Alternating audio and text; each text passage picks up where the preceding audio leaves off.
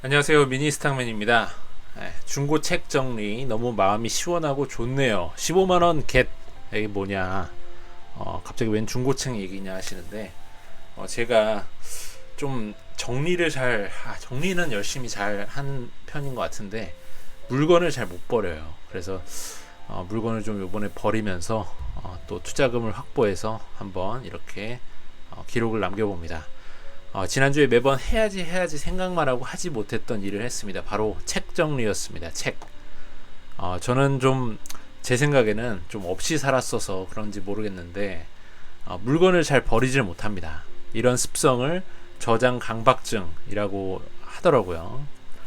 냉정하게 봤을 때 제 자신은 어느 정도 좀 저장 강박증이 맞는 것 같아요. 부인했었는데 맞는 것 같습니다. 잘 못 버립니다. 저도 제 자신이 싫어요. 잘 버리지 못할 뿐더러 예전에 저 혼자 살 때는, 지금 뭐 가족을 이루고 아기 낳고 살고 있지만, 혼자 살 때는 물건을 좀 돈도 없는데 막 사가지고 잘 모아두곤 했어요. 특히나 가장 심각했던 거는 신지도 않는 운동화 같은 거를 모아두기도 했습니다. 돈도 없었는데 말이죠. 고시원에 살면서도 그런 짓을 했어요. 고시원에 방 한 칸에 쪽방 같은 데 살면서도 둘 데도 없는데 운동화를 막 뭐 10켤레, 20켤레씩 쌓아두기도 했습니다. 정신병이었던 것 같아요. 지금 생각해보면. 돈은 내가 없지만 이것을 언젠가 나중에 신어야지 이러면서 아껴둔 거죠.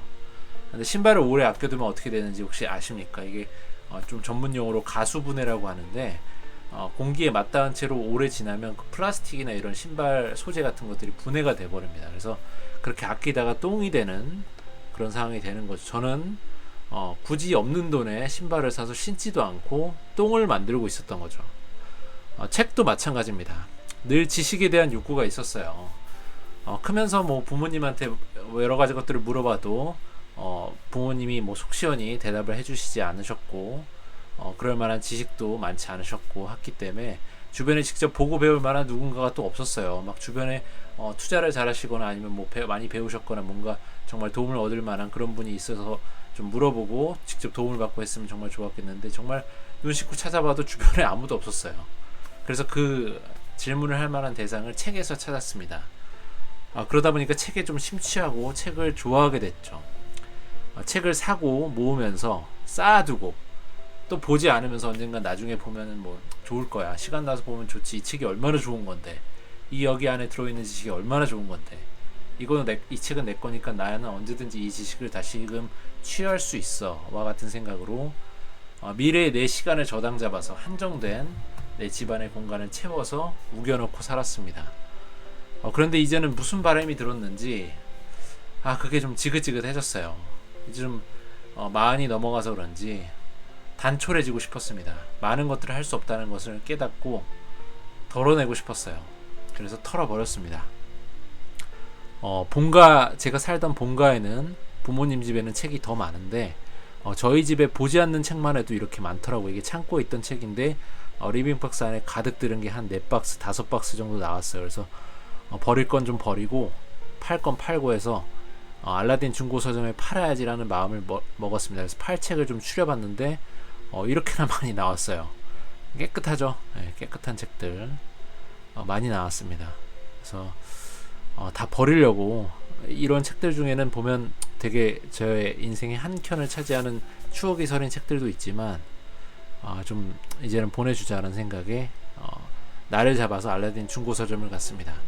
가까운 중고서점 가려고 했다 보니까 제가 하남시에 사는데 롯데 쪽에 잠실 쪽 중고서적이 있더라고요. 근데 그쪽 중고서적은 아무래도 잠실은 좀 바쁘고 주차도 어렵고 할 것 같아 갖고 근처에 잠실 세내점이 또 따로 있더라고요. 거기는 아무래도 잠실점보다 롯데월드점보다는 붐비지 않을 거란 판단하에 걸로 갔는데 주차를 하고 카트를 싣고 리빙박스 4개 정도 되는 거를 여기다 이렇게 실어갖고 갖고 갔어요. 갖고 와서 탁 이제 내려놨죠.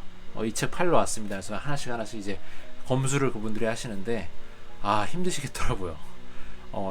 되게 책을 많이 가져오니까 이걸 다 버셔야 되니까 좀 미안한 마음도 좀 사실 들었습니다. 근데 생각보다 의외로 이미 알라딘의 보유한 재고가 있어서 팔리지 않는 것들이 꽤 있었고, 막 줄을 너무 그어져 있거나 형광펜을 막 그어져 있는 것들이 있어서 받지 않는 것들이 있어갖고 80건 정도만 팔고 나머지는 전량 폐기했습니다. 그래서 총 80건 팔아서 받은 돈이 15만 8,300원을 벌었어요. 또 이렇게 파니까 기분이 좋더라고요. 돈을 버니까. 죽어있는 집안의 공간도 살리고 저장 강박증도 좀 해소하고 돈도 15만원 넘게 벌게 되었습니다. 참 이렇게 좀 커나가는 것, 성장해 나가는 것, 나이가 40이 넘고 애를 2명이나 키우고 있지만 여전히 성장해 나가는 것 같습니다. 이제 책은 정말 사야 될 것만 사야지라는 마음을 먹게 되네요. 이렇게 벌게 된 15만원은 또 미국 주식 사는데 투자를 잘 소중하게 사용을 해봐야겠습니다.